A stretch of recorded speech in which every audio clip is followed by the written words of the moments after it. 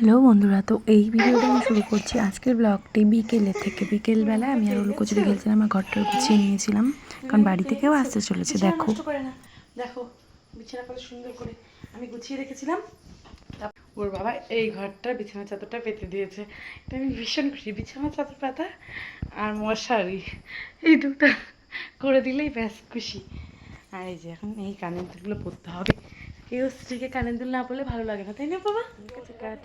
এটা হচ্ছে আমাদের বাড়ির পিছনটা। তো আমাদের অনেকগুলো জমি ধান সবাই করে, আমাদের ভাগ দেয়, তো এখানেই ধান পেটানো হবে। সেই জন্য বাড়ার কাকিমারা মানে আত্মীয়দের ঠাম্মারা সবাই এটা গোবর দিয়ে মুছছে। আর তাই দেখে তো আদ্রিতের আনন্দে শেষ নেই, কারণ আদ্রিত ভাবছে এখানে কি হবে। আমরা বলেছি পুজো হবে, ও তো বেশ খুশি, আমারও দেখতে ভালো লাগছিল।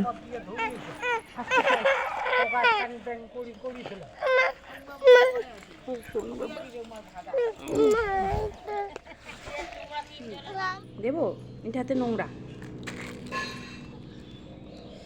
তোমাদেরও কি এরকম ভালো লাগে আমাদের মতো ম্যাগি মশলা খেতে? আমাদের তো ভীষণ। কেমন বাবা, কেমন টেস্টি? আমার তো ভীষণ ভালো লাগে। কি দেখবা, কি দেখবা? ও একটা বুড়া আসছে গো, খবর দেখতে একটা বুড়া আসছে। দাঁড়া খবর দিচ্ছি। ওই বুড়াটা আবার খবর দেখে গো। শোনা, I love you. Tata tata. ব্যথা কমে যাক, সকলে প্রে করো ওর ব্যথাটা যাতে কমে যায়। যাই কই দাদা, আপনি কি সোনাকে দেখছেন? আমাদের সোনাকে। এইটা কি সোনা? এটা আদি। ও বাবা, গান কি হয়েছে? এই যে আদিত নাই আছে। আদিত না না বাবা শুনে, বাবা শুনে, শুনো শুনে দেখি, শোনো। তোমার গান শেষ নাই? গান কই না? আমার গুচু বুবিটা, তোমার বল, তোমার বল কে ফাটিয়েছে বাবা? বল কই গেল? ঠামি কোথায় লুকাইছো তুমি আদ্রিতের বল? তাড়াতাড়ি এনে দাও। চাঁদ উঠেছে, ফুল ফুটেছে। কে?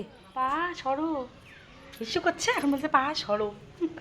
দাঁড়া দাঁড়া, আমি কি তোমার বউ? এই রে, কোনটা তোমার বউ? এই তার ঘুমটা পড়া মেয়ে পাগল করেছে, এটা তোমার মেয়ে, এটা তোমার অদ্রিতি।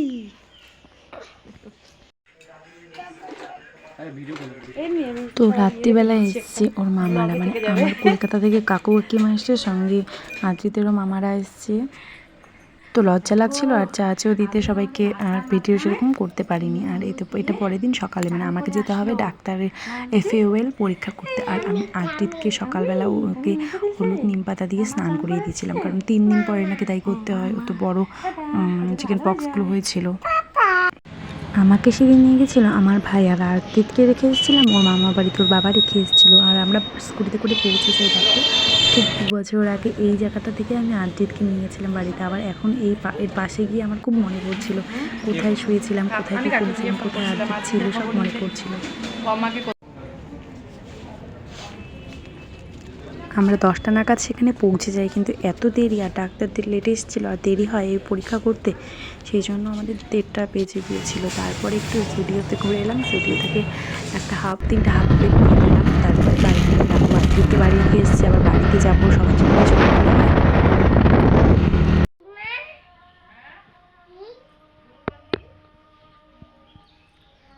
কি করে দিমা বাবা? গরু বাঁধে?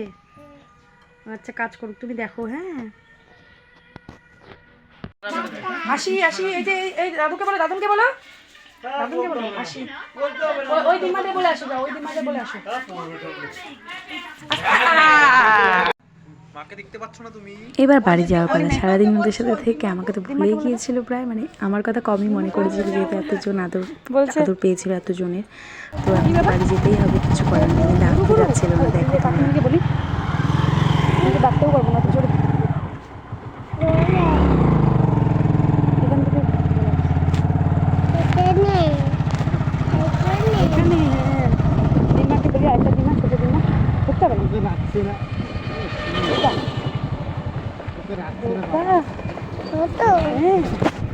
দাদু এসে, দাদুকে ডাকো।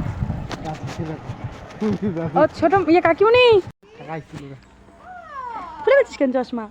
টাটা করে দাও, দিমাকে টাটা করো। Tata, bye bye. আমরা যাই, টাটা। যাবা না? দিমা বাড়ি থাকবা? তাহলে আমরা যাই, চলো চলো বাড়ি চলো। যাবে না? তাহলে আমরা যাই রে, তাহলে আমরা যাই রে, তাহলে আমরা যাই রে। টাটা করে দাও, টাটা করে দাও, দাদু টাটা করে আসো। বাবা ঠাম্মির কাছে চলে এসছো? যাও বাবা।